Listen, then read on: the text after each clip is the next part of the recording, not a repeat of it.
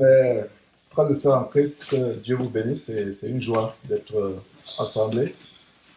Il y a des parents dans cette assemblée, il y a des parents et certainement il y a des jeunes gens qui aspirent aussi à être des parents dans cette assemblée.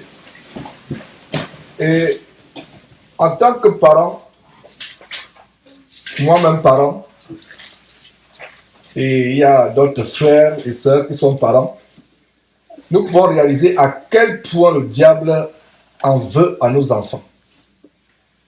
Nous pouvons réaliser comment le diable poursuit nos enfants tous les jours. Comment le diable veut les arracher. J'aimerais passer du temps dans la parole de Dieu ce matin avec vous pour vous montrer l'un des plus grands combats dans lesquels les parents s'engagent. Les parents s'engagent. Et j'avais encore une conversation avec un frère hier qui m'a tellement choqué.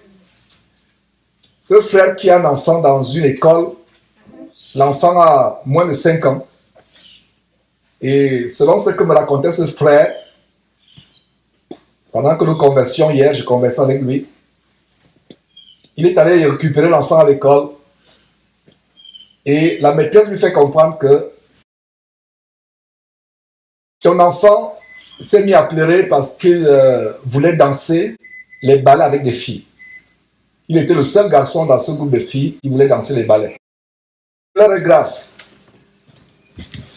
Vous vous rappelez l'histoire dans Jude, comment le diable disputait le corps de Moïse. Avec qui? Avec l'ange. Et nous pouvons voir comment Moïse était déjà mort.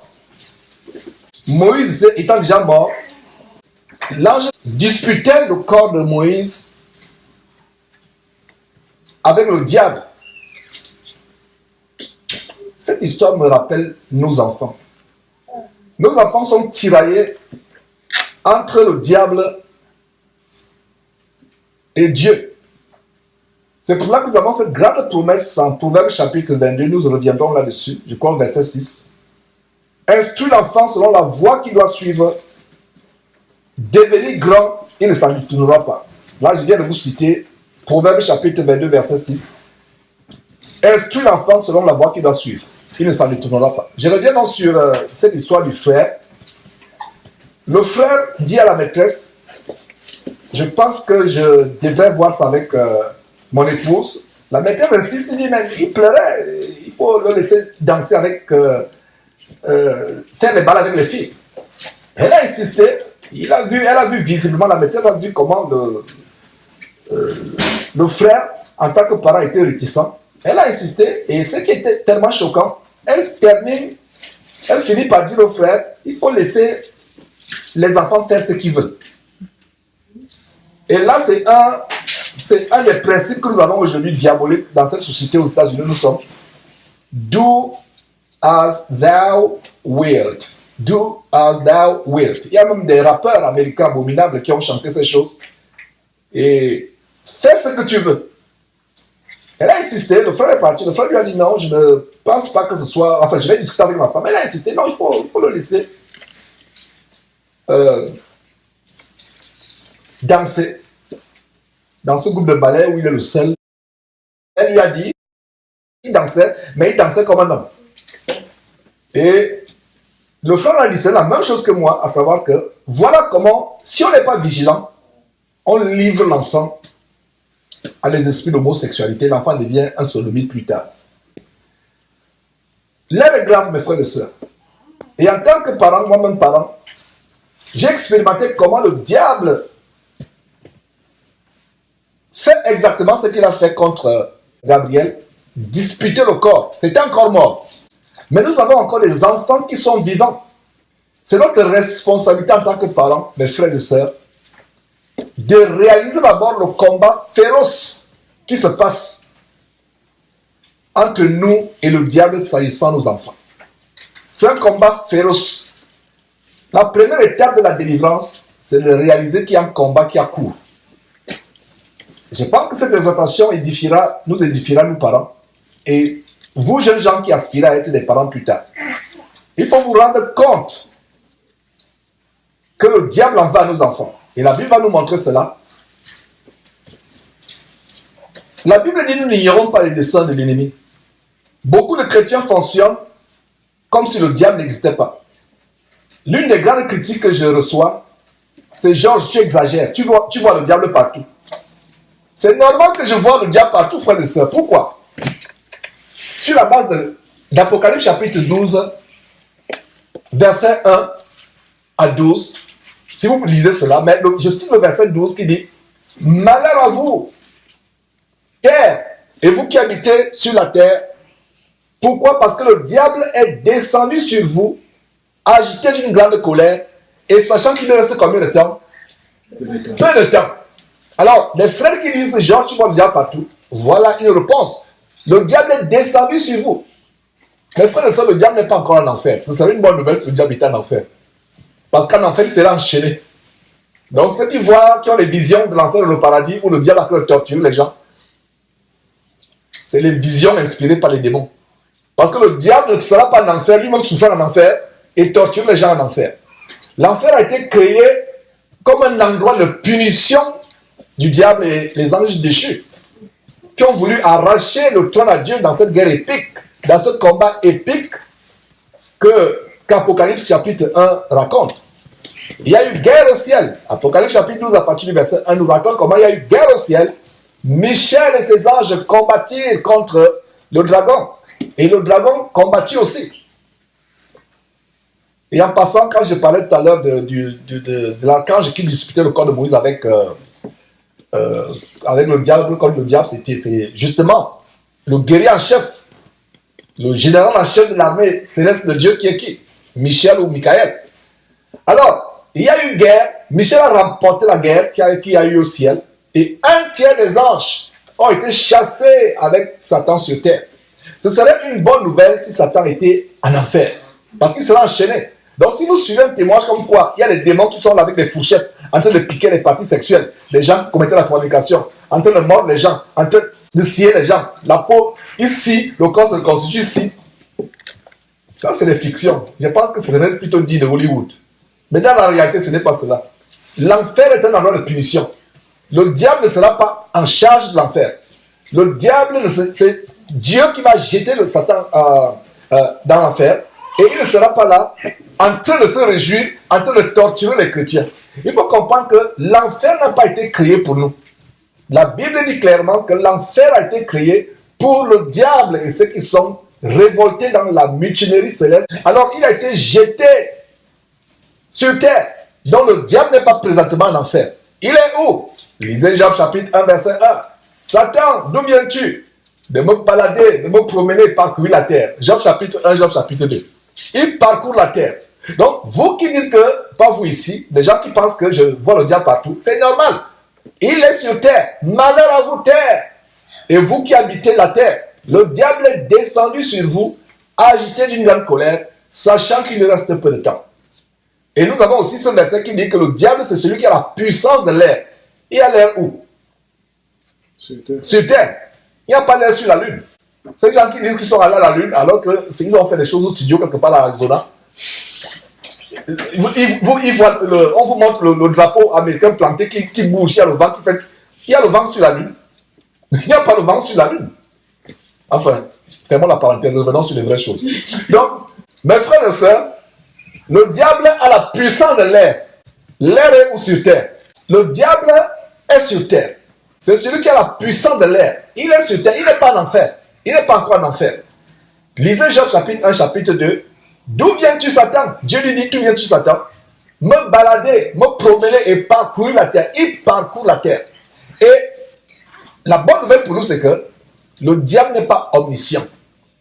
Et j'ai fait un enseignement là-dessus, pour ceux qui ne l'ont pas suivi, la structure du royaume de Satan. Le diable n'est pas omniscient, il n'est pas omnipotent. Seul Dieu est omniprésent et omnipotent. Omniscient aussi. Qu'est-ce que l'omniscience? L'omniscience, c'est la capacité de voir au même instant tout ce qui se passe à travers le monde. Quelle puissance! Est-ce que vous pouvez vous imaginer que Dieu peut voir tout ce qui se passe dans tout l'univers, non seulement la planète Terre, mais dans tout l'univers au même instant. Même les scientifiques de la Silicon Valley en Californie ne pourront jamais inventer un ordinateur qui peut voir tout ce qui se passe à travers l'univers. Mais Dieu seul, parce que le créateur de l'univers, voit tout ce qui se passe à travers le monde. Alors, Dieu est omniscient, il est omniprésent, Dieu peut être partout au même moment. Mais le diable, il n'est pas omniprésent, c'est-à-dire qu'il n'est pas partout au même moment. Comment le diable peut être partout au même moment? C'est par la structure de son royaume, par les catégories. Il y a les démons, il y a les anges déchus, il a les relais. C'est comme par exemple un général d'armée qui peut avoir les informations sur le territoire de l'ennemi à cause du relais des informations. Le général a celui des colonels, le colonel a celui des capitaines, le capitaine a celui des adjudants, sergents jusqu'au caporal, etc., etc. Voilà comment se passe la structure du royaume de Satan. Et revenons sur ce que j'ai dit, je vous assure qu'en tant que parent, nous avons, moi particulièrement, j'ai réalisé à quel point le diable en veut à nos enfants pour les détruire. Et l'exhortation d'aujourd'hui, c'est nous montrer comment d'abord prendre conscience de cela. Nous n'ignorons pas les destins de Satan. La Bible dit, mon peuple est détruit parce qu'il lui manque la connaissance. Vous pouvez prendre ce verset dans Osée chapitre 4, verset 6. Alors, tournons la Bible dans Somme chapitre 127 pour vous donner la grande révélation comment nous pouvons chasser le diable de nos familles. Il en va à nos enfants parce que nos enfants sont la relève. Si aujourd'hui je ne vis plus, le Seigneur disait bonjour, ça allait faire de toi. Quel plaisir ce serait de voir l'enfant que Dieu m'a donné, de prêcher la parole de Dieu plus tard. Et non de voir cet enfant devenir un bandit, un voleur ou un sodomite. Mais de voir cet enfant par la relève. Mais l'ennemi fera tout pour amener nos enfants. Mes frères, ne suivez pas les psychologues qui vous disent chacun avec sa personnalité. Tel enfant, il y a des enfants, aucun enfant n'est différent l'un de l'autre. Pourquoi? Parce que nous descendons tous de qui? Nous descendons tous d'Adam et Ève. Nous avons la nature adamique, la nature pécheresse. Peut-être toi, ma soeur, toi, mon frère qui m'écoute, peut-être ton enfant te donne la vie difficile, ton enfant te tourmente, tu as l'impression que tu es l'enfant le plus désobéissant, le plus bandit ou la fille la plus bordel du monde. Sache une chose, c'est que cela vient de notre ancêtre Adam et de sa femme Ève. Nous sommes issus. Les enfants ne sont pas différents l'un de l'autre. Et nous allons voir dans Proverbe chapitre 22 tout à l'heure comment la folie est attachée au cœur de l'enfant. Si vous pouvez bien savoir la vérité sur vos enfants, sur nos enfants, n'allez pas voir les psychologues, lisez la Bible. Les psychologues vous raconteront le mensonge. Les psychologues vont vous dire, vous savez, il y a la puberté, l'enfant peut-être avait une crise, l'enfant veut faire ceci. La Bible dit la vérité en Proverbe chapitre 22. La folie est comment? Attachée au cœur de l'enfant. Voilà la vérité. La folie. Et le verset continue en disant, la verge de la correction l'éloignera de lui. La verge de la correction. Nous reviendrons sur ce verset. Je le cite en passant. On va revenir sur ce verset. Mais restons en Somme. Le verset dit quoi? Cantique des degrés de Salomon. Si l'Éternel bâtit la maison, celui qui bâtit la maison, ceux qui la bâtissent en vain. Commençons par ce verset. Si l'Éternel bâtit la maison, ceux qui la bâtissent font quoi? Travaillent en vain. La bonne révélation, mes frères et sœurs, chers parents, dans cette assemblée, moi-même y compris, c'est que l'Éternel doit être celui qui bâtit notre maison. Tout à l'heure, on a chanté tout à l'heure, le fou sur le sable a bâti sa maison, le fou sur le sable a bâti sa maison.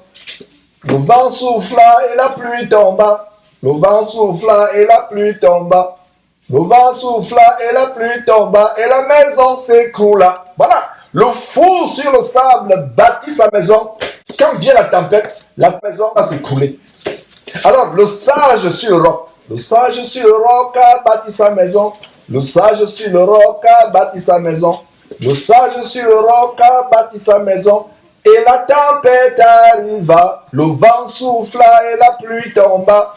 Le vent souffla et la pluie tomba. Le vent souffla et la pluie tomba. Et la maison résista. Ce verset nous dit quoi? Si l'Éternel ne bâtit la maison, ceux qui la bâtissent travaillent en vain. Le roc. La Bible parle du rocher de tous les âges. Qui c'est qui est le rocher de tous les âges dans la Bible? Le Seigneur Jésus-Christ, le rocher, le roc de tous les âges. Il a même dit à Pierre, tu es Pierre, toi Pierre, sur cette pierre, je bâtirai mon église. Tu es Pierre, toi Pierre, mais sur cette pierre, moi Jésus qui suis le roc.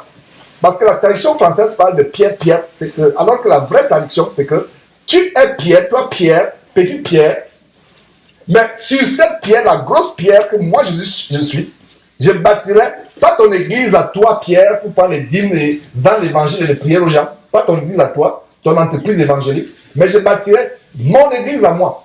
Alors, nous devons comprendre, mes frères et sœurs, l'une des premières révélations pour bâtir notre famille et être victorieux dans la guerre que l'ennemi nous livre à propos de nos enfants. Commencez à laisser l'Éternel bâtir la maison. Commencez à laisser l'Éternel bâtir la maison. Et comment nous laissons l'Éternel bâtir la maison? En éduquant nos enfants, en élevant nos enfants selon les principes de la parole de Dieu. Le verset 2 dit quoi? En vain, vous levez-vous le matin. Regardez, en vain. Ça veut dire que vous n'avez pas, ce n'est pas l'Éternel qui vous bat. En vain, vous envoyez les enfants dans les meilleures universités. En vain, vous envoyez les enfants dans Harvard. En vain, vous avez des rêves magnifiques pour vos enfants. En vain. Regardez ce verset. En vain, vous levez-vous le matin, vous couchez-vous tard, et mangez-vous le pain de douleur. Il en donne autant à ses bien-aimés. En vain. Ça veut dire que si, au verset 1, ce n'est pas l'Éternel qui bâtit votre maison, en vain, donnez les meilleures universités à vos enfants. Donnez les meilleurs programmes, donnez les meilleurs gadgets à vos enfants, donnez les meilleurs ordinateurs à vos enfants. C'est en vain.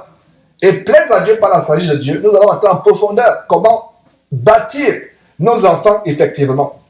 En vain, vous levez-vous le matin. Voilà. Alors au verset 3. Le verset 3 est merveilleux. Que dit le verset 3? Voici, les fils sont un héritage de l'Éternel. Les fils sont un héritage. Les fils ne sont pas notre héritage. Les fils sont un héritage de l'Éternel. Les fruits des entrailles est une récompense. Commençons à retourner un peu au verset 3. Retournons au verset 3 pour vous montrer ceci.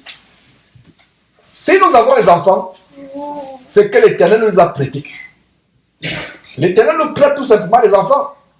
Parce qu'il a dit que les enfants sont un héritage de l'Éternel. Ce n'est pas mon héritage. Mes enfants ne sont pas mon héritage à moi, Georges. Les enfants sont l'héritage de l'Éternel. Donc si toi, femme, tu n'es pas encore marié ou tu n'as pas encore eu d'enfant, voilà comment tu dois prier. Dis Seigneur Dieu, merci pour ces enfants que tu vas me donner, tu vas me prêter. Dieu vous prête les enfants pour que vous les élevez, pour qu'ils puissent être ceux qui vont combattre l'ennemi plus tard. Nous devons combattre l'ennemi. Nous devons nous engager dans une guerre pour combattre l'ennemi. Et le combat, Dieu attend à ce que les jeunes gens soient forts. Et cet enseignement va ouvrir une grande porte sur la jeunesse. La jeunesse, c'est les enfants et les adolescents. Dieu voudrait que la jeunesse soit forte. Nous devons être forts. Voyons ce verset. Le verset 3 dit, voici, les fils sont un héritage de l'Éternel. Le fruit des entrailles est une récompense. Le fruit des entrailles, c'est une bénédiction pour une femme d'avoir des enfants. La Bible dit le fruit des entrailles, c'est une récompense. En même temps que c'est une récompense, comprenez que c'est l'héritage de l'Éternel. Dieu ne fait que nous prêter les enfants qu'il nous a donnés. Et c'est une responsabilité par rapport aux enfants que Dieu nous a donnés. Parce que parents, nous devons comprendre que les enfants que nous avons, Dieu nous les a prêtés. Et si nous comprenons cela en tant que parents, ce sera quelque chose de très grand. Imaginez-vous que Donald Trump vienne et dise, Vanessa, occupe-toi de mon garçon. Parce que Mélania et moi, nous sommes tellement occupés par les choses de la Maison Blanche. Vanessa, tu vas t'occuper de cet enfant comme tu déjà, tu vas t'occuper de cet enfant plus que toi-même. J'imagine. Selon le monde. Selon le monde. Parce que tu as dit que c'est l'enfant du président. Qu'en est-il des enfants que Dieu nous prête? Parce que nos enfants ne sont pas nos enfants. Ce sont nos enfants, c'est parce que ils sont de notre semence. C'est la maman qui les a portés 9 mois, qui les a mis au monde. Mais nos enfants, c'est les enfants de l'Éternel. Alors, le verset dit quoi? L'enseignement commence à être intéressant au verset 4. Comme les flèches dans la main d'un guerrier. Le verset 3, nous sommes sur la Somme chapitre 127. Somme chapitre 127. Le verset 3 dit, comme les flèches dans la main d'un guerrier, ainsi sont les fils de la jeunesse. Verset 5, heureux l'homme qui en a rempli son carquois, ils ne seront pas confus quand il parlera avec les ennemis à la porte.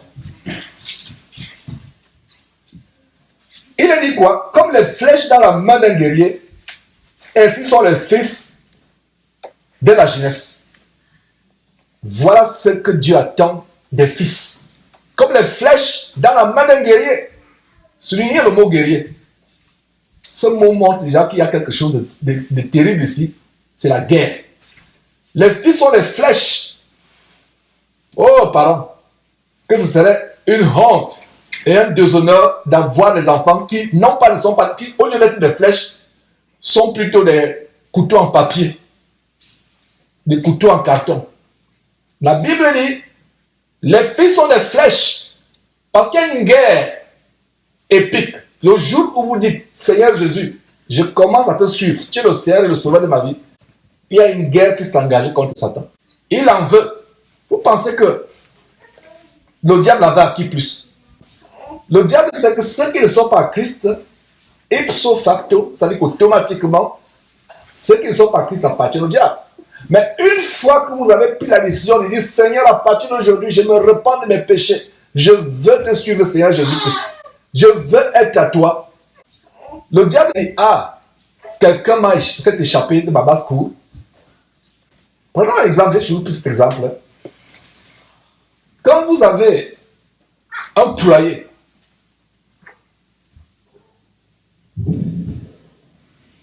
disons que vous avez une dizaine de poules ou 20 poules dans votre poulailler, et une poule s'échappe. Est-ce que vous allez courir après les poules qui sont dans l'enclos? Pas du tout. Vous allez courir après quoi? Celle qui s'est échappée. Alors, ceux qui sont dans l'enclos du diable, peu importe ce qui se passe, le jour où il va égorger cette poule, il égorge. Mais si une poule s'échappe, le diable sera après la poule qui s'est échappée. J'espère qu'on comprend que pour ceux qui sont en Christ, c'est que nous sommes sortis de l'enclos du diable. Nous sommes allés à Christ. Alors, ce verset est tellement grand. Les fils sont comme des flèches dans la main d'un guerrier. Et le guerrier ici, c'est quoi? C'est qui, pardon? C'est le parent. Parce que les fils n'appartiennent pas aux voisins. Dieu n'a pas prêté les enfants aux voisins. Il a dit les fils sont les flèches dans la main d'un guerrier. Donc si nous, en tant que chrétiens, nous n'avons pas des fils qui sont instruits dans la voie de l'Éternel, qui marchent dans la voie éternelle, ce n'est pas des flèches que nous avons dans nos mains. Nous avons des couteaux et des épées en carton, en papier avec lesquels nous allons combattre l'ennemi. Comprenez qu'il y a une guerre dans nos familles. Et nous devons vraiment élever, que ce soit les mères, il y a peut-être les mères qui élèvent des enfants seuls. Il y a par exemple des gens qui vont dire, mais moi qui suis seul, comment je vais faire? Je ne suis pas supposé enseigner la parole de Dieu, mais comment je vais faire pour amener mes enfants, mes fils à être des guerriers? Nous reviendrons là dans quelques minutes. Alors, ce verset qui dit, les fils sont les flèches. Élevons nos enfants à être des véritables flèches pour combattre l'ennemi. Élevons nos enfants, aiguisons nos enfants. Le fer aiguise le fer. Ce n'est pas l'argile qui aiguise le fer. Ce n'est pas un morceau de bois qui aiguise le fer. Si nos enfants sont des flèches, aiguisons nos enfants avec les marteaux de la parole de Dieu. Et une des manières d'aiguiser les enfants, ça commence d'abord par la parole de Dieu. Parce qu'il y a deux manières d'aiguiser les enfants, physiquement et spirituellement parlant. Physiquement et spirituellement parlant. Et c'est ainsi que je vous amène à Proverbe chapitre 6, plus au chapitre 22, pour vous montrer les stratégies d'aiguiser les enfants. Donc, Proverbe chapitre 22 nous dit quoi? J'aimerais que nous relions ces versets comme les mains d'une chaîne. J'aimerais que nous relions ces versets comme les mains d'une chaîne. Somme chapitre 100 verset nous dit que les fils sont comme les flèches dans la main de l'Éternel. Un guerrier, même un chasseur, quand il a des flèches, à force d'utiliser ces flèches ont besoin d'être aiguisées, n'est-ce pas?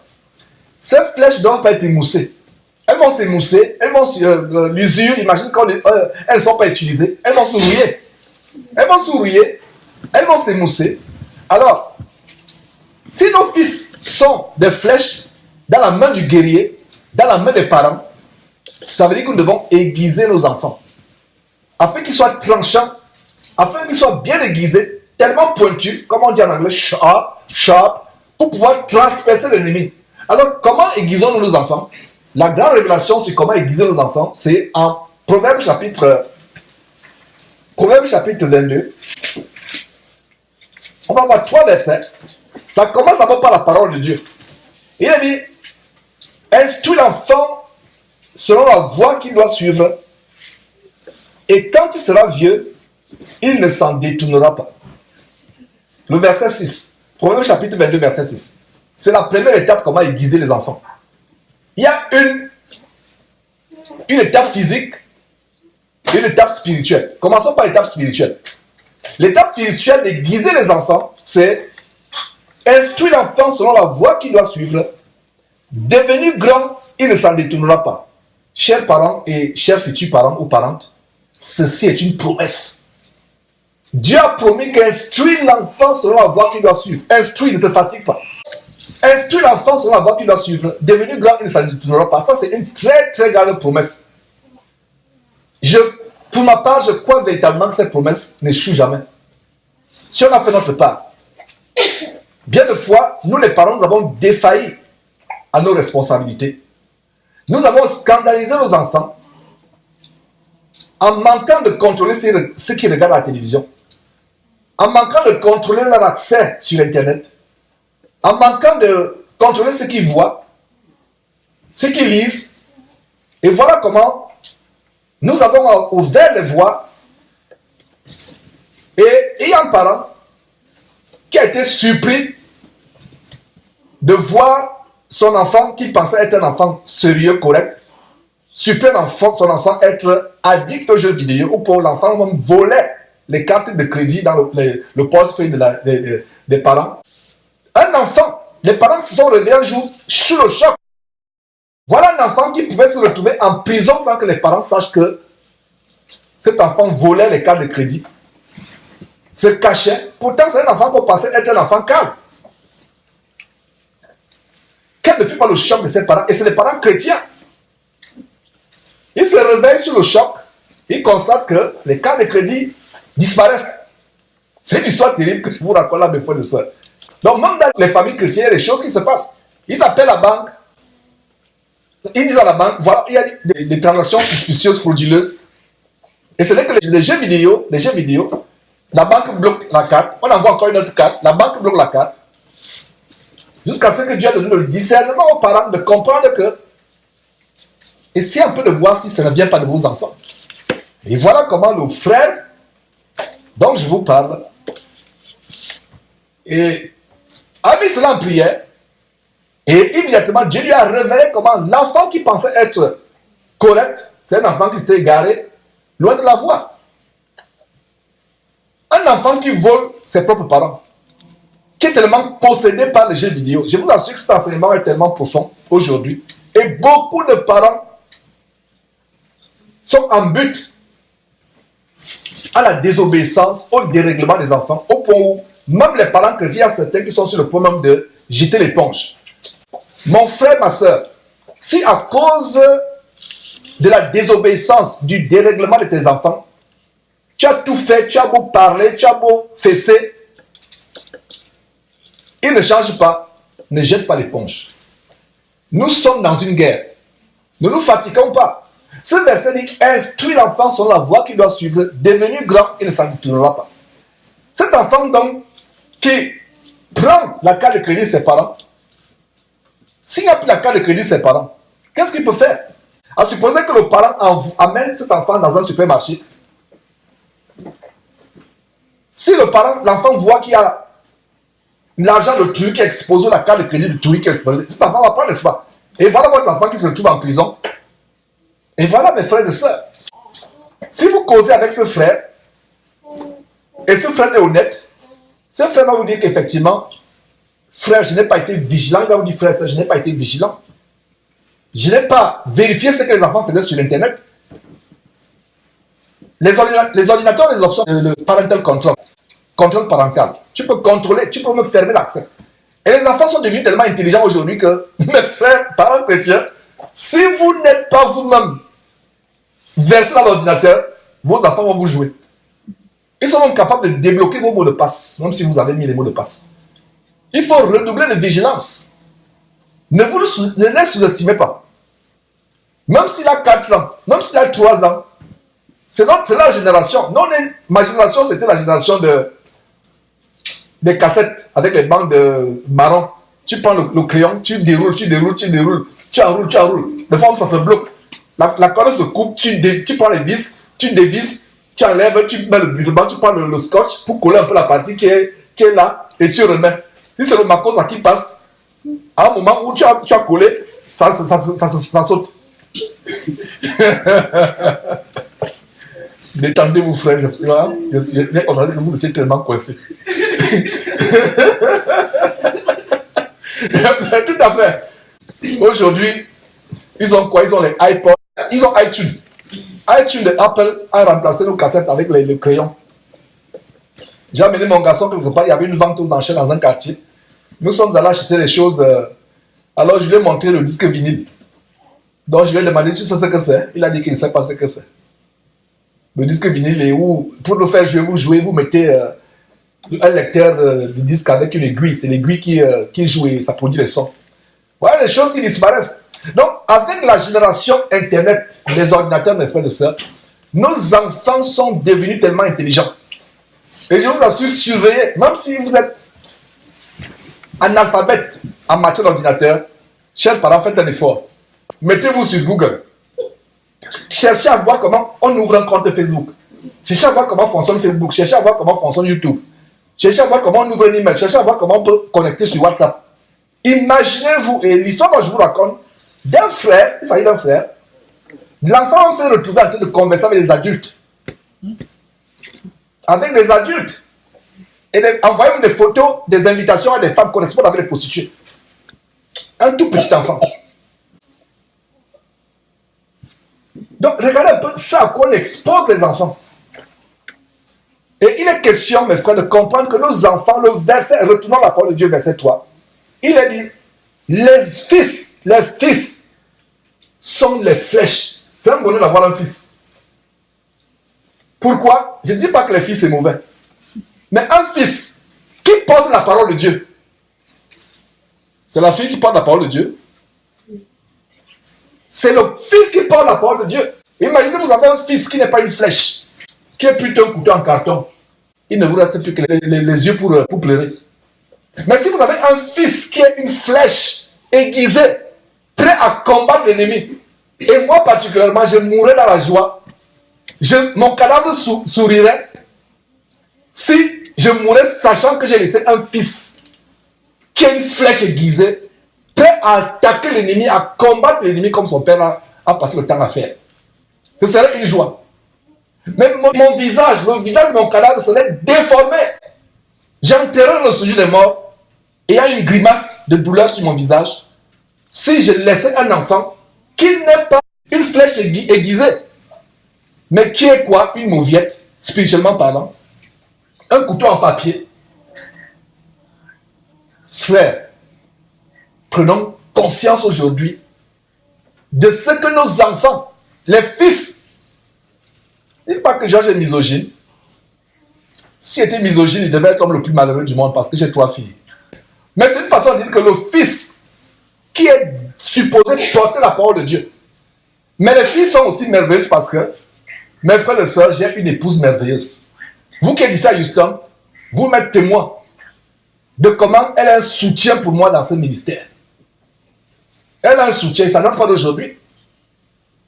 un grand soutien, parce que si elle n'était pas là, mes frères et sœurs, ce serait, peut-être Dieu aurait pourvu quelque chose, mais je rends grâce à Dieu, je sais qu'elle est là. Donc, je ne dis pas que je déteste les femmes. Au contraire, mais je vais vous dire que pour ce qui est la parole de Dieu, nous devons savoir quelle est la place de l'homme, quelle est la place de la femme, quelle est la place des enfants. Donc, les femmes ne peuvent pas penser la parole de Dieu, mais elles ont une place importante. Et il y a des gens du monde qui disent souvent, derrière un grand homme se cache une femme. Et je vais vous dire aujourd'hui, et d'ailleurs, à vous les histoires, je n'ai même pas besoin de vous dire, que derrière le serviteur inutile de Dieu que je suis, se cache cette sœur que vous voyez, qui est d'une grande aide, qui peut me consoler, qui peut m'apporter le réconfort quand je me sens abattu, quand je me sens, j'ai même l'impression que je vais me décourager. Parce que vous ne pouvez pas savoir la tristesse que ça vous fait, que vous prêchez l'évangile, mais le péché ne fait que ça croît dans le monde. Vous dénoncez les faux pasteurs, ils ne font que naître comme les champignons tous les matins. Ça crée quoi? Ça crée le désarroi, ça crée la déception, ça crée l'envie même de se décourager. Mais je rends grâce à Dieu pour cette épouse qui m'encourage, qui me soutient. Et donc, réjouissez-vous, sœurs, vous n'êtes pas inutile. Vous avez un très très grand rôle. Au lieu que les femmes aujourd'hui soient celles qui soutiennent leur mari dans l'ombre, sans qu'on sache, elles veulent être celles qui veulent être devant les projecteurs. Qu'est-ce qui est derrière? C'est l'esprit d'Isabelle. Retournons, mes frères et sœurs, comment bâtir nos familles et aiguiser nos enfants. Alors, nous étions à Proverbe chapitre 22. Il y a deux manières de rendre nos enfants des flèches aiguës. Non, des flèches aiguisées, pardon, des flèches aiguisées et tranchantes. Qui transpercent, c'est-à-dire dès que tu balances sur la lance, le démon, sans sa dose, il s'enfuit. Commençons à le faire. Et la manière par laquelle on les aiguise, c'est d'abord par la parole de Dieu. Il faut beaucoup enseigner la parole de Dieu, passer le temps à partager la parole de Dieu avec nos enfants. Et la plupart d'entre nous le faisons passer, peut-être à cause des occupations, surtout nous qui sommes aux États-Unis. Et même moi qui vous parle avec ce ministère que Dieu m'a donné, mes frères et sœurs, c'est ça, si on ne fait pas attention, nous pouvons ouvrir les portes. On ne passe pas assez de temps avec les enfants, lire la Bible avec instruit. En même temps que tu instruis, mes frères et sœurs, sois aussi vigilant. Je vous dis, mes frères, l'ordinateur, Internet, voilà l'arme de destruction des enfants. Plaise à Dieu, je mettrai l'accent de plus en plus. Ensuite, le témoignage du frère que je viens de vous partager. C'est terrifiant, c'est même effrayant. On a l'impression qu'on veut donner tout à nos enfants. Et je comprends le cœur des pères, même nous qui sommes ici. On veut tellement tout donner. Il faut que l'enfant ait la dernière tablette. Il faut que l'enfant ait l'iPhone. Il faut que l'enfant va à l'école. Pour ceux qui vont encore à l'école, nous, nos enfants sont à la maison.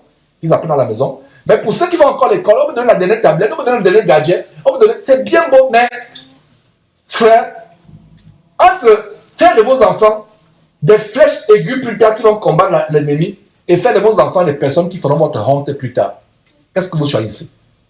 Je préfère qu'on prive nos enfants de certaines choses, de certains gadgets, mais qu'ils ne nous font pas honte plus tard en étant des homosexuels, des prostituées, des voleurs, des bandits. Imaginez que tu es un grand prédicateur et on te dit, voilà ton enfant, on monte à la télévision, il a braqué une femme, ou il a violé une femme. Oh! Bien que la simple pensée fait peur. Donc, on instruit l'enfant d'abord par la parole de Dieu. En même temps que tu utilises la parole de Dieu pour instruire l'enfant, passons le temps avec nos enfants en train de partager la parole de Dieu. La promesse c'est que, devenu grand, et ça ne tournera pas, c'est une grande promesse. À un moment, tu auras peut-être l'impression que ton enfant s'est détourné. À un moment, tu auras l'impression de te décourager, de dire, Seigneur Dieu, oh, j'ai tout fait. Cette promesse, si tu tiens ferme, ça va marcher un jour. Dieu ne ment pas. Nombre 23, 19 dit quoi? Dieu n'est pas un homme pour mentir, ni fils d'un homme pour se repentir. Ce qu'il a dit, ne le fera-t-il pas? Ce qu'il a déclaré, ne l'exécutera-t-il pas? Dieu veille sa parole pour l'exécuter. Allez lire Jérémie chapitre 1, verset 12. Jérémie chapitre 1, verset 12 dit, je veille sur ma parole pour l'exécuter. Le Dieu des cieux, très haut, Père de Jésus-Christ, qui a déclaré que instruit l'enfant selon la voie qu'il doit suivre, devenir grand, il ne s'en détournera pas. C'est la vérité. Parce qu'il y a des parents qui disent, mais vraiment, depuis que l'enfant a 2 ans, 3 ans, il a commencé peut-être à parler, j'ai élevé l'enfant selon la voie du Seigneur, mais regarde la voie que l'enfant a en train de prendre. Mon frère, ma soeur, ne décourage pas. Ce verset est la vérité. Ce verset te dit que tu ne te décourages pas. Combien de temps passons dans la prière pour pleurer devant Dieu pour nos enfants? Qui parmi nous s'est déjà mis à genoux en pleurant, en disant, Seigneur, je verse les larmes sur mes enfants? Combien de temps passons-nous pour intercéder pour nos enfants de ce que Dieu les rende comme des flèches aiguës? Combien de temps? Combien de temps? Intercédons, Seigneur, voilà mon enfant. C'était l'autre jour, je crois que c'était hier quand on parlait justement de cet incident, de ce frère qui a eu un enfant et qui a failli être emporté par les danses infâmes. Qu'est-ce que Sautel me dit? Il me dit, regarde, il y a ce verset dans la parole de Dieu qui parle de les enfants d'Élie. Les enfants d'Élie, Ophni et Phiné. Pourtant, Élie pensait avoir tout fait. Élie, le grand sacrificateur de Dieu, pensait les avoir bien élevés, bien éduqués. Mais quand Ophni et Phiné, qui couchaient avec les femmes qui s'assemblaient devant la tente d'assignation, quand Ophni et Phiné, qui profanaient les offrandes de Dieu, extorquaient les offrandes,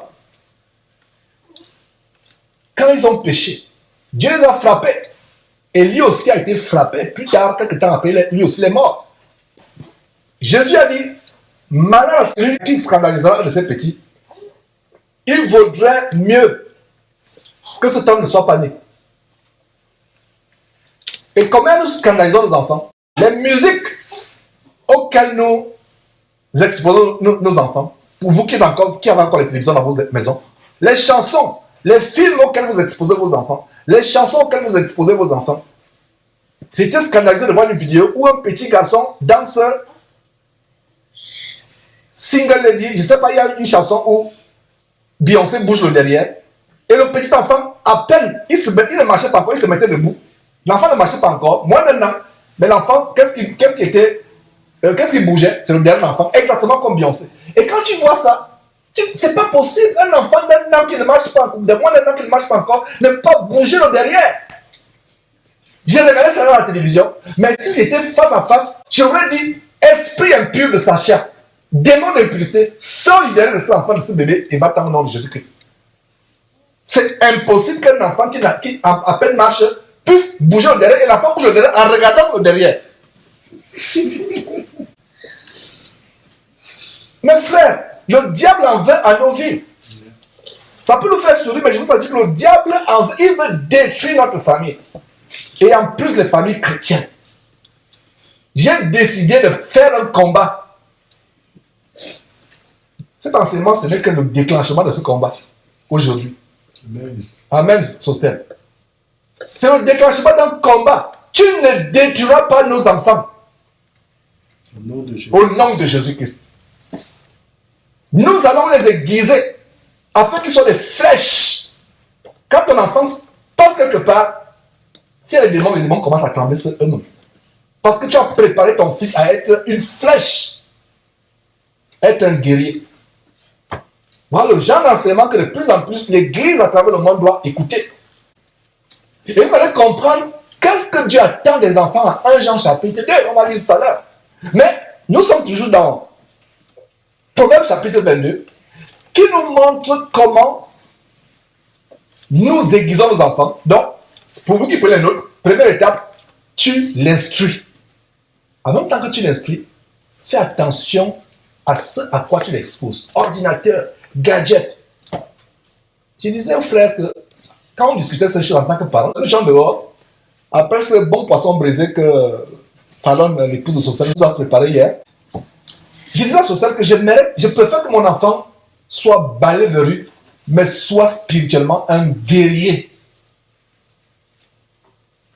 Au lieu d'être un avocat, un grand médecin, un grand ingénieur, un grand politicien, un grand chirurgien du cerveau, mais il est homosexuel, il est rosicrucien, il est franc-maçon, il est sataniste.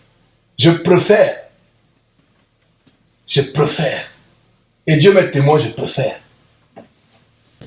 Et comme j'ai enseigné hier à l'émission, pour ceux qui avaient suivi l'émission, nous sommes voyageurs étrangers sur cette terre. Ton enfant est le plus grand politicien des États-Unis. Il devient maire de la ville de Houston, mais il se retrouve en enfer plus tard. Jusqu'à ce que le Seigneur Jésus qui revienne. je nous en supplie, frère, prenons l'engagement d'aujourd'hui d'être les combattants, disputons nos enfants contre l'ennemi. C'est une guerre féroce et moi j'ai pris l'engagement de le faire. Plus que par le passé, en écoutant ce témoignage que je vous ai partagé, de la douleur des parents. Et des parents chrétiens. Des parents chrétiens. Donc la première manière d'aiguiser l'enfant comme une flèche, c'est par l'instruction, en vérifiant ce qui suit. Quels sont ses amis?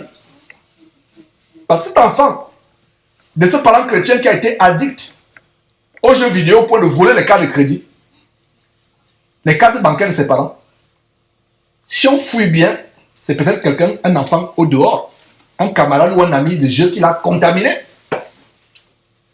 En Corinthiens chapitre 15, verset 33, ne vous y trompez pas, les mauvaises compagnies corrompent les bonnes mœurs. Une manière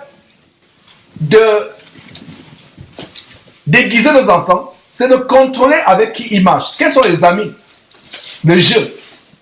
Qui sont ces enfants qui viennent jouer avec nos enfants à la maison? Qui sont ces enfants chez qui nos enfants vont passer la nuit? Faites attention où vos enfants vont passer la nuit, mes frères et sœurs. Il y a tellement, je vous assure cet enseignement, je vais faire un effort de le raccourcir. On va revenir, il y a tellement de choses à dire. Faites attention, vos enfants vont passer la nuit. Ah, les enfants, même si c'est dans vos propres familles, que la tante dit, je ne suis pas ces pasteurs qui enseignent que non, tes parents veulent te faire du mal. Nous sommes la lumière. On n'a pas à avoir peur de l'ennemi. Mais faisons aussi, soyons prudents. Ta fillette ou ton petit garçon va passer la nuit quelque part. Tu ne sais pas ce qui se passe là-bas le week-end. Qui sont ces enfants? Vous ne permettez pas que vos enfants regardent la télévision et les jeux vidéo. Mais là-bas, les jeux vidéo sont autorisés. La télévision est autorisée. Les mauvaises compagnies corrompent les bonnes mœurs. Donc, une chose, je résume, sur la base de Proverbes chapitre 22, verset 6, instruisez les enfants, la parole de Dieu. 1, 2, soyez prudents avec les fréquentations de vos enfants. Vérifiez ce que vos enfants font. S'ils ont accès sur Internet, peut-être qu'ils doivent aller sur Internet, c'est obligatoire à cause de leur école, leur programme scolaire. Mais faites attention. Et beaucoup de parents chrétiens se réveillent un jour, se rendent compte qu'ils ont été avec des étrangers, que les enfants, ils ne reconnaissent plus les enfants, c'est des étrangers. Mais j'étais avec un électricien, je ne reconnais plus mon fils, je ne reconnais plus ma fille, c'est un étranger. Mais nous, quand tu ne reconnais plus ton fils, ta fille, tu sais qui a remplacé ton fils? Vous le savez. Quand tu ne reconnais plus ton enfant, ton neveu, parce qu'il y a aussi des personnes qui ont leur neveu, quand tu ne le reconnais plus, je regarde ma fille comme ça, Rebecca, je ne la reconnais plus. Je la regarde dans les yeux, je ne vois plus ma fille. Si je ne vois plus ma fille, qui a remplacé ma fille dans Rebecca? C'est quelqu'un qu'on doit chasser au nom de Jésus-Christ. Amen. C'est quelqu'un qu'on doit chasser. C'est quelqu'un qu'on doit chasser au nom de Jésus-Christ. Chasser. Voilà comment nous grandissons avec de véritables étrangers. Tu es surpris, tu te rends compte, tu pensais connaître ton enfant. Faisons attention, parents. Tu penses connaître ton enfant, mais tu ne le connais pas. Et j'espère que, et je suis content parce que nous ici, il n'est pas encore tard pour nous. Parce que nous sommes en train de confronter ces choses très tôt. La plupart de nous avons des petits-enfants. Mais pour d'autres frères, par exemple, qui ont les enfants déjà qui ont atteint 18 ans, c'est difficile. Il est tard. La seule chose, c'est peut-être la prière, je vais revenir là-dessus. Que comment faire quand votre enfant est devenu grand, vous ne pouvez plus rien faire pour lui, parce que vous n'avez pas utilisé la deuxième méthode que je vais montrer, qui est la chicotte. C'est biblique, ce n'est pas Jean qui invente. C'est biblique. Voilà donc la transition vers la deuxième méthode. La deuxième méthode est quoi? Si un verset, un chapitre dans la Bible qui parle de comment élever les enfants, c'est Proverbe chapitre 22. À partir d'aujourd'hui, quand vous pensez le Proverbe chapitre 22 dans la Bible, pensez éducation des enfants. Le verset 6 dit quoi? Instruis l'enfant sur la voie qu'il doit suivre. Et plus tard, ça c'est la première étape, l'instruction de la parole de Dieu. Le verset dit, verset 15, la folie est attachée au cœur de l'enfant, la verge de la correction l'éloignera de lui. Voilà un verset qui ferme la bouche aux psychologues. Qu'est-ce que non, il y a des enfants qui sont spéciaux. Il y a des parents chrétiens qui donnent honte à vous, parents chrétiens, qui allez même encore voir les psychologues pour tirer les problèmes. comportementaux de vos enfants. Non! Tous les enfants sont issus d'Adam et Ève. Toi, ma soeur, par exemple, qui m'écoute, peut-être tu n'as pas ouvert ton cœur pour le confesser. Tes enfants sont dans le dérèglement. Tu dis par exemple qu'ils sont peut-être pires que d'autres enfants. Ils ne sont pas pires. La Bible dit que la folie est attachée au cœur de qui? Donc tout enfant.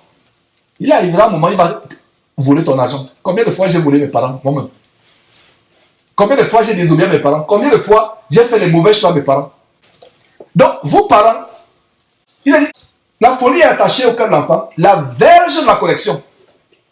Il ne s'agit pas de maintenant taper ton enfant avec l'intention de le faire mourir. Mais tu le corriges pour qu'il sente véritablement qu'il a été dans l'erreur et qu'il sente. Quand on dit parle de fessée,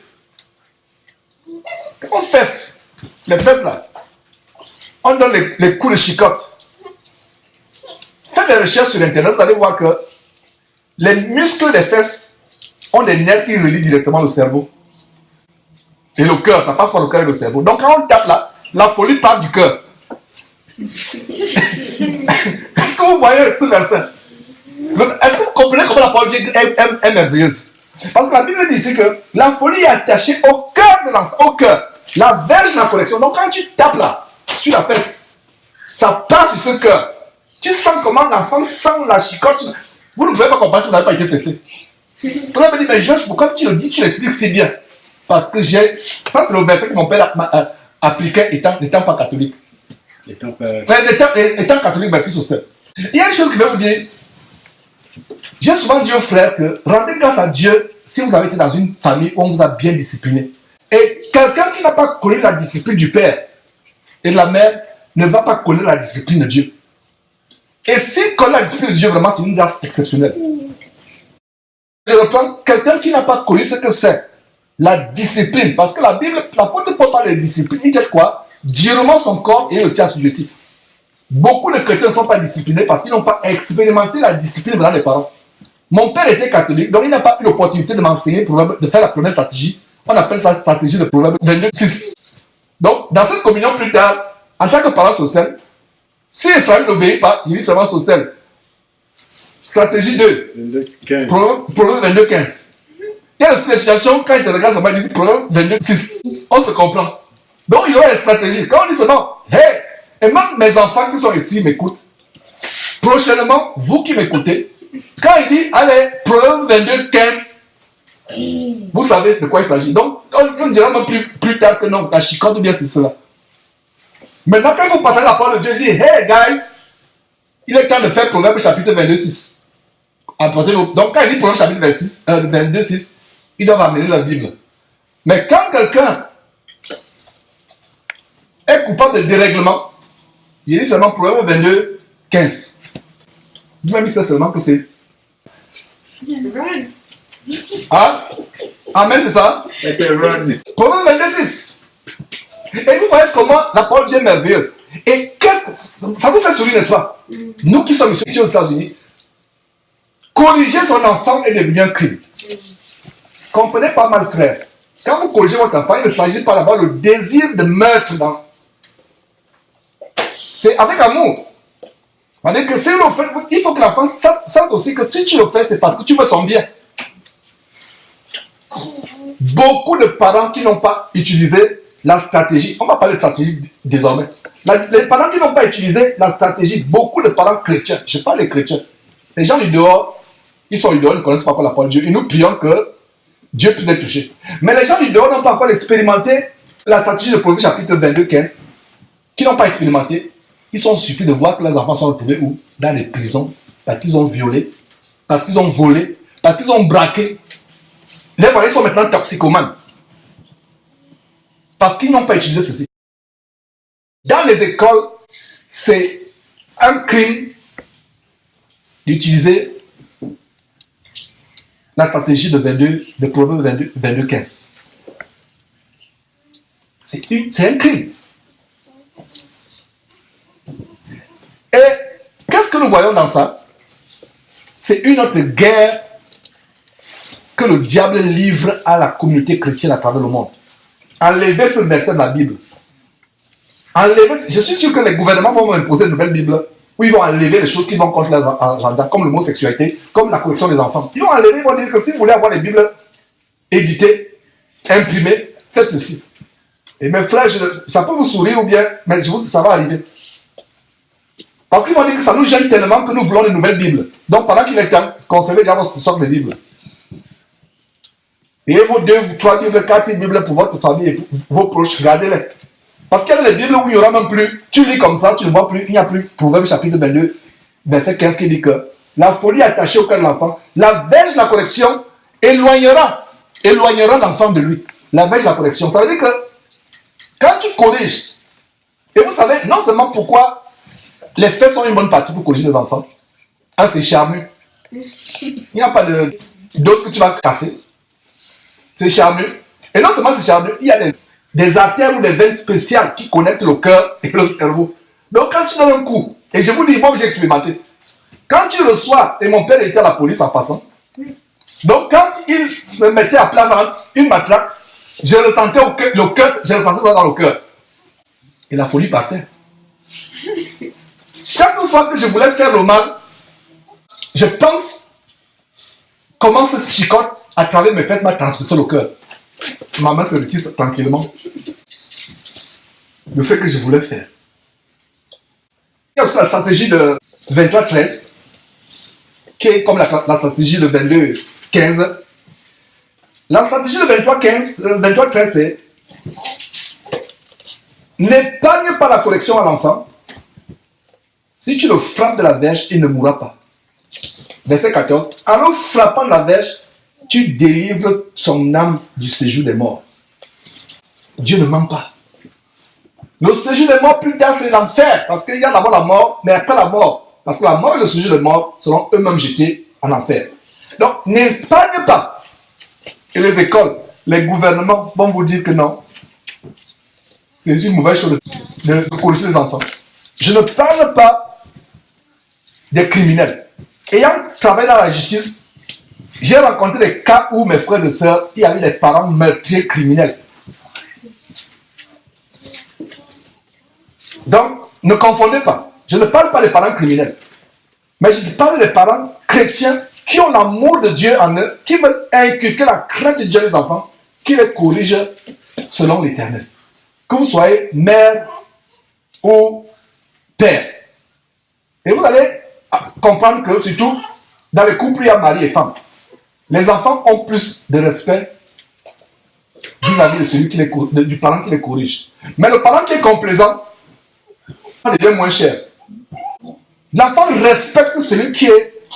Ça ne veut dire pas que 24/24 vous serez maintenant comme un dictateur. Moi, il arrive de fois, moi, je m'amusais avec mes enfants. Ce n'est pas maintenant que tu es un dictateur, maintenant que les enfants te voient jamais sourire, que les enfants, non. Donc, la stratégie de 23-13 n'épargne pas la correction à l'enfant. Si tu le frappes de la verge, il ne mourra pas. En le frappant de la verge, tu délivres son âme du séjour des morts. Allons rapidement à Jean, pour vous lire ce que Dieu attend des jeunes gens. Nous allons doucement vers la fin de cet enseignement. Allons dans Jean, pour voir ce que Dieu attend des jeunes gens, mes frères et sœurs. En Jean chapitre 2, dit quoi? En Jean chapitre 2, à partir du verset 12, lisons à partir du verset 12, regardez ce que Dieu attend des jeunes gens, et ça entre en ligne droite avec Somme chapitre 127 qui dit que les fils sont des flèches dans la main d'un guerrier. Et le guerrier, c'est le Père. Quelle joie de voir que mon enfant est un guerrier combat. Oh là là, le jour où mon fils et moi, nous serons debout à de chasser les démons d'une personne, je serai content parce que j'aime chasser les démons. Vous ne savez pas cela. J'aime quand un démon me chasse avec plaisir. Mais on a fait socialité avec témoin. La maison commence à se remplir. À l'époque, on pensait même aller avoir aussi une église bâtiment. Quelque part. Je convoitais même déjà un bâtiment qui était en face. Aujourd'hui, c'est une clinique. Quelque part, là où on habitait avant. Et la maison était pleine qu'on faisait des délivrance hostel. La maison était pleine, les gens venaient. Mais quand on a cessé cela, les gens ne venaient plus parce que on a compris que les gens, et le Seigneur nous a montré que ces gens qui viennent là, ils viennent pour être guéris, délivrés. pour aller bien forniquer. Parce que quelqu'un qui est malade ne peut pas aller en boîte de nuit, ça me dit. Donc il vient que vous délivriez pour aller encore en boîte de nuit danser, pour avoir des copains. Parce que tu penses satisfaire ta copine ou ton copain quand tu es malade. Donc tu viens quand te délivre pour aller pécher. Donc on encourage les gens à pécher. Et quand on a arrêté les délivrances, la maison était vide. Et on doit avoir un plaisir à chasser les démons. Vous pouvez voir comment mon visage est rayonnant subitement. Pourquoi? C'est la même chose dans Luc chapitre 10. Quand le Seigneur les a envoyés, le Seigneur n'a pas dit que vous allez chasser les démons, n'est-ce pas? Ils sont allés de ville en ville, deux par deux. Mais quand ils sont revenus, la première chose qu'ils ont dit quoi? Seigneur, même les démons nous sont soumis. Mais le Seigneur a refroidi leur élan en disant, c'est bien. Mais ne vous réjouissez pas que les démons vous sont soumis. Réjouissez-vous que votre nom est inscrit dans le royaume de Dieu. C'est pour ça que nous prêchons l'évangile radical de la sanctification, afin que les gens, non seulement soient délivrés sur cette terre, mais soient délivrés et un jour se retrouvent au ciel. Pourquoi? Parce qu'à quoi sert-il d'être délivré des démons et se retrouver plus tard en enfer? Donc, quel plaisir un jour de voir que mon enfant, en train de parler en langue, nous sommes là, en train de chasser les démons. Et c'est l'homme le plus heureux du monde. Mais imagine que, au lieu que ce soit cela, ton enfant est plutôt apparaître à la une du Houston Chronicle. Tu ouvres la radio comme ça, on donne le nom de famille de ton enfant. On dit que le voilà. Et même ici, là, les gars, vous allez voir les stations d'essence. Maintenant, les stations d'essence, même quand tu prends l'essence, il y a toujours tu vois les informations sont partout, même sur la vitrine, là, tu vois une information. Donc, voilà, tu as que le pas le carburant, c'est le visage de ton enfant, alerte. On recherche cette personne que les caméras ont filmé parce qu'il est allé braquer une banque. Frère! Même en parlant comme ça, je sens comme un couteau me transpose le cœur. Donc, la guerre a commencé aujourd'hui, frère. Donc, quand on a eu cette conversation hier, il faut comprendre que la guerre a commencé. La guerre a commencé. Voilà donc ce que Dieu attend des enfants, des jeunes gens. Et maintenant, je vais aussi adresser, parce que même ici, il y a des jeunes gens. Donc, regardez ce que le Saint-Esprit dit au sujet des jeunes gens. Dieu dit au sujet des jeunes gens. Ok, il a dit, nous sommes au verset 12, 1 Jean chapitre verset 12. Je vous écris, petits enfants. Ça commence par les petits enfants. Regardez, ça va aller de manière graduelle. Petits enfants, parents, jeunes gens. Mais ça commence, commençons, soyons petits enfants. Lisez bien la Bible. Quand on dit petits enfants, ce n'est pas jeune. Jeune, ce n'est pas père. Ici, il dit, je vous écris, petits enfants. Est-ce qu'un petit enfant peut lire la Bible? Il y a une révélation qui vient de tomber tout à l'heure, là, je vous la partage. Un petit enfant peut lire. Je vous écris. Comment tu écris un petit enfant? Ephraim, yes. Je vous écris. Rebecca, je vous écris. Il y a un problème. C'est ça, petit, on n'a pas dit enfant, on a dit petit enfant. Merci, je vous écris. Titi, je vous écris. Hein? Quelle est la révélation ici? C'est la responsabilité des parents de donner aux enfants ce qu'il leur écrit de la part du Seigneur. Amen. Est-ce que vous avez compris maintenant? Parce que techniquement, petit enfant ne peut pas lire. Mais malgré cela, Dieu écrit aux petits enfants. Alors si Dieu écrit aux petits enfants qui ne peuvent pas lire, qui est celui qui est responsable de transmettre aux petits enfants ce que Dieu leur a écrit? C'est les parents, n'est-ce pas? Je n'avais jamais compris ça jusqu'au moment où je viens de vous expliquer cela. Comment Dieu peut écrire aux petits enfants? C'est parce qu'il y a certains qui sont là responsables de donner aux petits enfants ce que Dieu leur écrit. Et qu'est-ce que Dieu écrit aux petits enfants? Je vous écris, petits enfants, parce que vos péchés vous sont pardonnés à cause de son nom. Vos péchés. Je vous écris, Père, parce que vous avez connu celui qui est dans le commencement. Je vous écris, jeunes gens, voilà, c'est là où je vais venir. Jeunes gens, parce que vous avez vaincu le malin. Voilà. Ça rejoint ce qu'on a lu dans Somme 127, verset 3. Les filles sont des flèches. Vous avez vaincu le malin. Ouvrez une parenthèse, allez lire plus tard dans vos lectures personnelles, dans vos moments de lecture personnelle. Éphésiens chapitre 6, qui nous montre les armes du chrétien. Éphésiens chapitre 6 parle du bouclier de la foi. par lesquels nous pouvons éteindre les traits enflammés du malheur. Le malheur aussi est très enflammé. Très enflammé, c'est des flèches comme le javelot. Donc, je vous écris, jeunes gens, parce que vous avez vaincu le malheur. Je vous écris, enfants, parce que vous avez connu le Père. Regarde le verset 14. Je vous écris, Père, parce que vous avez connu celui qui est dans le commencement. Je vous écris, jeunes gens, parce que vous êtes forts et que Dieu demeure en vous. Parce que vous êtes forts et que la parole de Dieu demeure en vous et que vous avez vaincu le malheur. Je le lis. Je vous écris, Père, parce que vous avez connu celui qui est dans le commencement. Je vous écris, jeunes gens, parce que vous êtes forts et que la parole de Dieu demeure en vous et que vous avez vaincu le malheur. Verset 13, jeunes gens, parce que vous avez vaincu le malheur. Verset 14, jeunes gens, parce que vous avez vaincu le malheur. Conclusion, Dieu s'attend à ce que les jeunes gens vainquent le malheur. Dieu s'attend à ce que les jeunes gens triomphent sur le malheur. Dieu s'attend à ce que les jeunes gens soient forts. Et pour être fort, on a parlé de Somme 127, verset 3, qui dit « Les fils sont les flèches ». Vous voyez comment nous mettions ces versets comme le manque d'une chaîne. Et maintenant, regardez ce qui vient immédiatement après. Jeunes gens. Le verset 15, immédiatement après que Dieu dit qu'il attend que les jeunes gens soient forts, regardez ce qui fait que les jeunes gens ne soient pas forts. C'est le verset 15. Le verset 15 dit « N'aimez point le monde, ni les choses qui sont dans le monde. Si quelqu'un aime le monde, l'amour du Père n'est point en lui. » Il est normal que les chrétiens continuent à lire les boîtes de nuit. La Bible dit « N'aimez point le monde. » Même si on dit que tu es une Djouksa, comme on dit au Cameroun, ça dit que quand on te voit comme Djouksa, ça dit que tu es comme cela, tu ressembles à une paysanne, c'est pas grave. Je peux être une Djouksa et me retrouver au ciel plus tard. Ça ne veut dire pas que Dieu veut finalement que les sœurs soient une Djouksa, ce n'est pas ça. Mais s'il faut vraiment que tu sois une Djouksa, ça dit qu'on te voit quoi que tu es une paysanne, c'est pas un problème. L'enfer est plein. Ou du moins l'enfer sera plein. Des Nicki Minaj, des Beyoncé, des Jay-Z, des Rihanna, des gens cool, des gens swag. L'enfer sera plein de gens swag. Mais beaucoup de Ndjouksa, les paysans vont se retrouver au ciel. Donc je préfère être au ciel, être une Ndjouksa et me retrouver au ciel.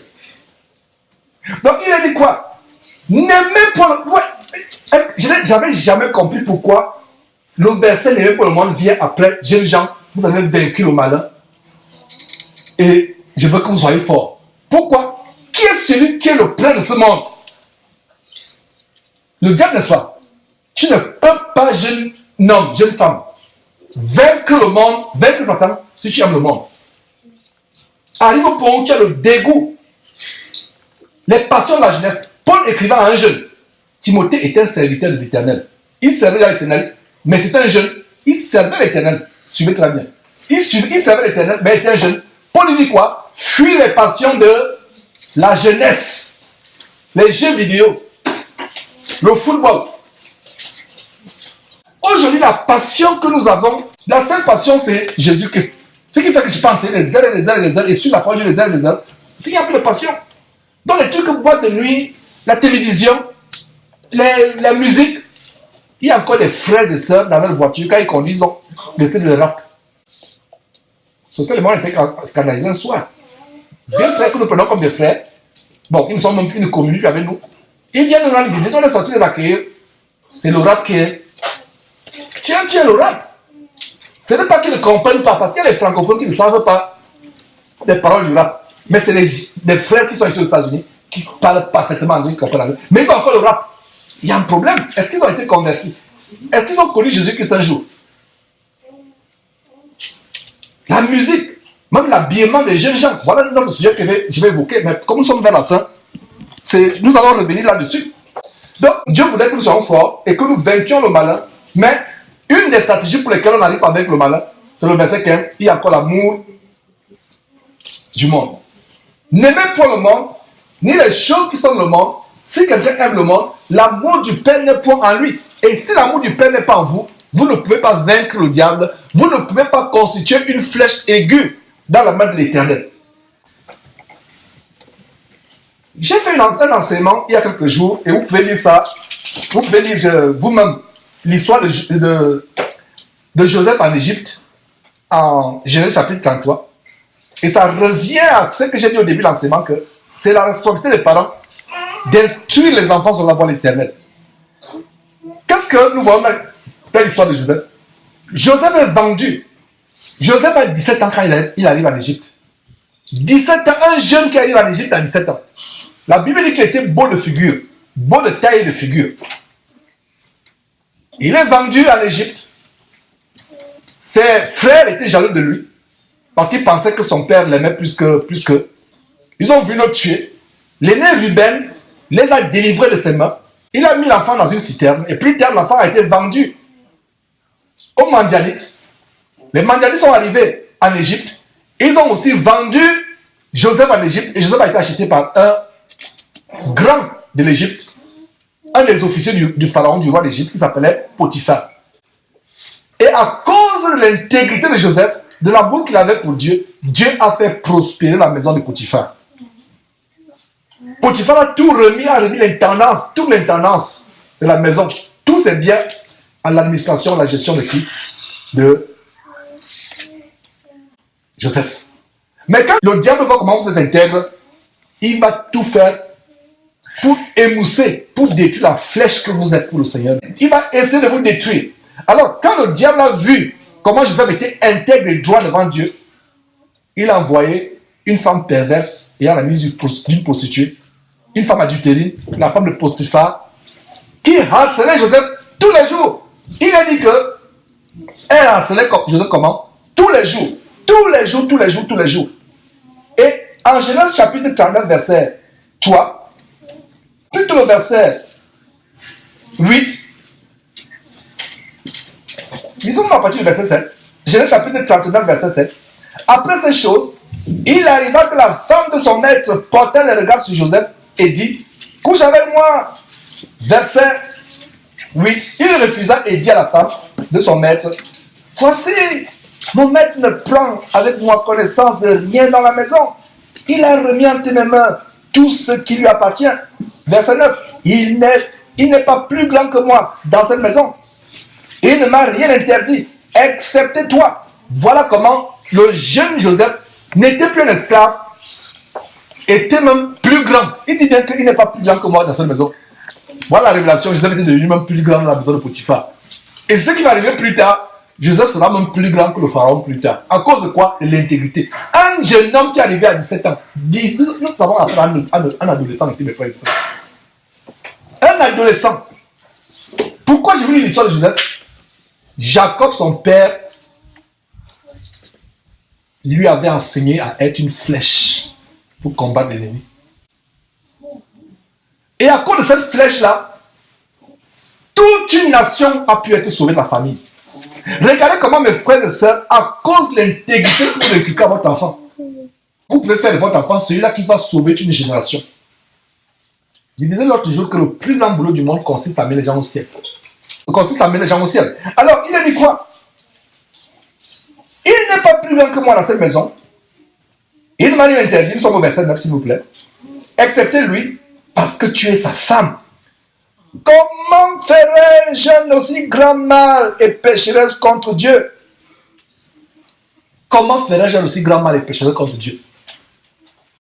Vous jeunes gens, quand tu es sur le point de pécher, écris-toi comment commettrais-je un grand péché? Comment ferais-je un aussi grand péché? Et comment commettrais-je comment ferais-je un aussi grand mal et pécherais contre Dieu? Joseph avait la crainte de l'Éternel. Jacob, son père, lui avait inculqué la crainte de l'Éternel. Un enfant qui arrive en Égypte, ses frères ne sont pas là, ses parents ne sont pas là. Mais il avait la crainte de l'Éternel. Ses parents ne sont pas là. Il avait la crainte de l'Éternel. Comment commettrais-je un aussi grand péché? Et qui lui avait inculqué cette crainte de l'Éternel? La réponse pour moi est simple.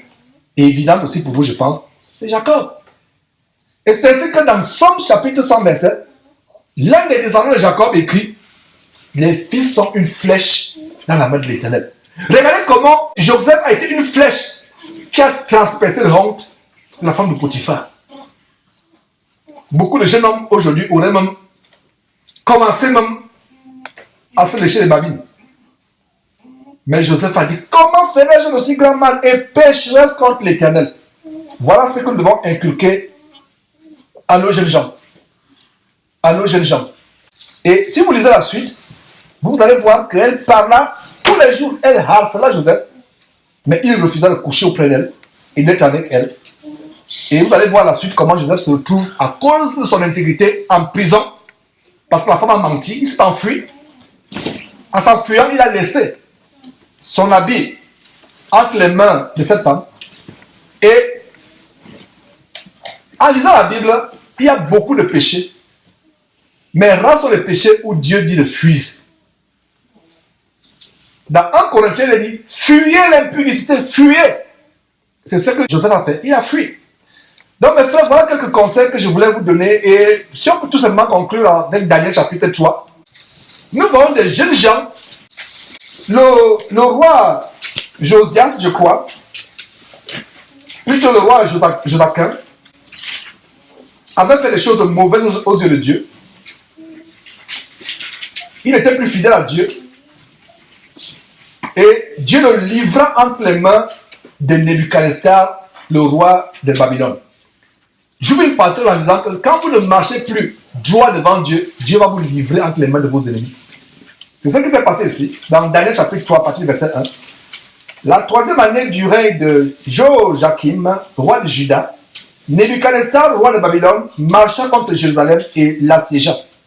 Le Seigneur livra entre ses mains Joachim, roi de Juda, et une partie des ustensiles de la maison de Dieu. Même, ça me fait mal, je vous assure. Même les ustensiles de la maison de Dieu ont été livrés à qui? À Nebuchadnezzar. Et nous voyons au verset... Non, Daniel chapitre 1 plutôt, excusez-moi. Nous sommes au Daniel chapitre 1. Verset 1. Donc, le Seigneur Dieu livra entre les mains de Joachim, non, entre les mains de Nebuchadnezzar, pardon. Le Seigneur Dieu livra entre les mains de Nebuchadnezzar le roi de Juda qui s'appelait Joachim. Même les ustensiles. Alors, qu'est-ce qu'on voit au verset 3? Le verset 3 dit, le roi donna de l'ordre à Ashpenaz, chef de ses eunuques, d'amener quelques-uns des enfants d'Israël de race royale ou de famille royale. Des jeunes gens, ou plutôt verset 4, de jeunes garçons, notez très bien jeunes garçons, sans défaut corporel, beaux de figure, doués de sagesse, d'intelligence et d'instruction, capables de servir dans le palais du roi, à qui l'on enseignerait les lettres et le langage des sages. Rien que ce chapitre, on peut même faire 2 heures, 3 heures, mais je vais résumer, on reviendra plus tard après les adultes. Voilà des jeunes gens qui ont été élevés en Israël, de bonnes familles, mais à qui on devait enseigner les doctrines des démons. Mais est-ce qu'ils ont été changés? Pas du tout. Lisez par exemple Daniel chapitre 3, où Shadrach, Meshach et Abednego sont jetés dans la fournaise ardente, parce qu'ils ont refusé de se prosterner devant la statue d'or qu'avait élevé le roi Nebuchadnezzar, alors qu'ils avaient été élevés dans la science des Chaldéens et autres de la Babylone. Incroyable cette histoire. S'il y a un livre que vous devez aimer, tous les livres, les 66 livres, pensez aussi à Daniel. Je vous assure, c'est un grand livre. Donc, il a dit quoi? Donc, des jeunes garçons, sans défaut corporel, beaux de figure, doués de sagesse, c'est-à-dire le don pour la sagesse, l'intelligence, l'instruction, capables de servir dans le palais royal et à qui l'on enseignerait les lettres et la langue des Chaldéens. Verset 7, le roi leur assigna pour chaque jour une portion des mets de sa table et le vin dont il buvait, voulant les élever pendant 3 ans, au bout desquels ils seraient au service du roi. Verset 5, il y avait parmi eux, parmi les enfants de race royale, des jeunes d'Israël, il y avait parmi eux, d'entre les enfants de Juda, Daniel, Anania, Mishaël et Azaria. Le chef des eunuques leur donna des noms. À Daniel, celui de Balthasar, à Anania, celui de Shadrach, à Misraël, celui de Meshach, et à Azaria, celui d'Abednego. Verset 8, Daniel résolut de ne pas se souiller par les mets du roi et par le vin dont le roi buvait, et il pria le chef des eunuques de ne pas l'obliger à se souiller. Je vais terminer par là. Voilà un jeune homme qui avait tous les mets. Imaginez-vous le roi de Babylone. Quel bon mets ces gens pouvaient avoir. La table du roi, Mais Daniel refuse de ne pas se souiller. Jeune homme, enfant, petit enfant, jeune adulte, il y a tout le souillure dans ce monde. Tout le souillure. Voilà un enfant qui refuse de se souiller parce que Babylone représente le monde. Et ce n'est pas par hasard, parce que regarde un peu. Jean 1 chapitre 2, verset 15. N'aimez point le monde, ni les choses qui sont dans le monde. Le jeune Daniel a refusé d'aimer les délices du monde. Il a refusé de se souiller. Jeune homme, tu te souilles par les jeux vidéo, par la télévision, par les chansons. Tu te souilles par les mauvaises choses. Même les jeunes adultes, même les jeunes adultes, même marié, tu es marié, tu continues à faire les mauvaises choses. Tu continues à te souiller les regards sur Internet la nuit.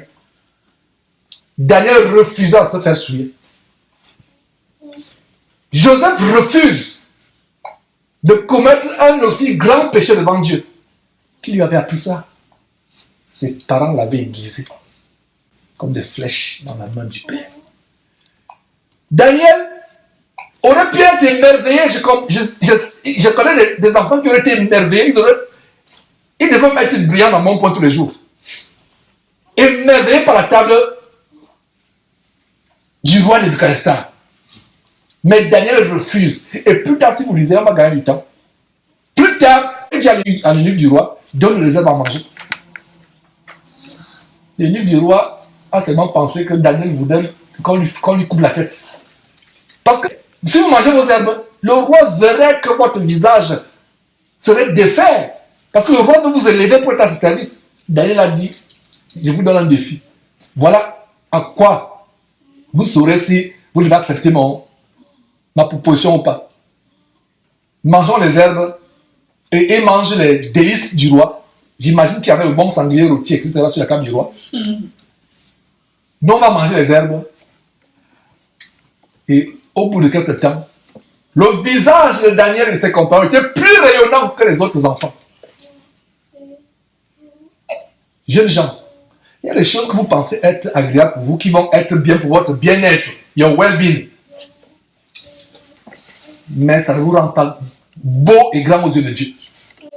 Qui avait appris à Daniel à refuser de se souiller? Le verset ne dit pas. Mais nous avons la réponse avec la sagesse que Dieu nous a donnée. Étant de race royale, étant en Israël, les parents de Daniel lui avaient inculqué que non, il y a des choses que Dieu a interdites. Allez lire la Lévitique, les interdictions. Les premiers chapitres de Lévitique, vous allez voir ce que Dieu a recommandé aux Juifs de manger, de ne pas manger. L'enfant n'a pas oublié cela. Que ce serait bien que nos enfants, que nous élevons sur le Seigneur, même si on les amène à faire à l'étranger, faire une formation à l'université, et que nous sommes plus en tant que parents. Je prends l'exemple, peu importe l'enfant à un moment, c'est loin de nous pour un moment, il est adolescent. Il arrive là-bas, on veut l'amener à faire ce qui est mal, parce que les parents l'ont aiguisé. Il va dire, je vais imiter Daniel, je ne vais pas me souiller avec vos jeux vidéo, je ne vais pas me souiller avec vos mauvaises choses, je vais suivre ce que Dieu me dit de suivre. Les parents de Daniel lui avaient inculqué la crainte de l'Éternel. C'est pour ça qu'il a refusé de se souiller avec les repas du roi de Babylone. Et les repas du roi de Babylone, jeunes gens, sont un symbole des souillures qui sont dans ce monde. Parce que Babylone représentait tout ce qui est contraire à Dieu. Le monde. Le roi de Babylone voulait faire souiller Daniel et autres avec le monde, sa nourriture. Daniel a refusé. Vous comprenez donc pourquoi 1 Jean chapitre 2 verset 15 dit, n'aimez pas le monde. Ils ont refusé d'avoir la convoitise des plats. Ils ont refusé. Mais frères et sœurs, attendons-nous là. C'est un plaisir de partager ces choses. Décidons d'engager la guerre pour le salut de nos enfants. Et puisse enseignement bénir les parents, non seulement les parents, mais les parents aspirants.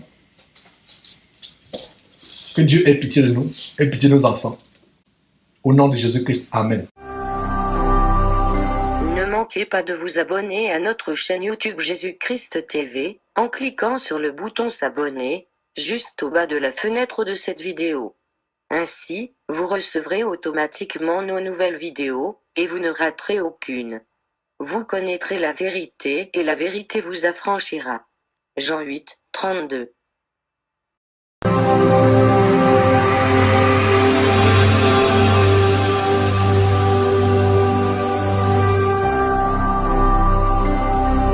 Jésus-Christ TV,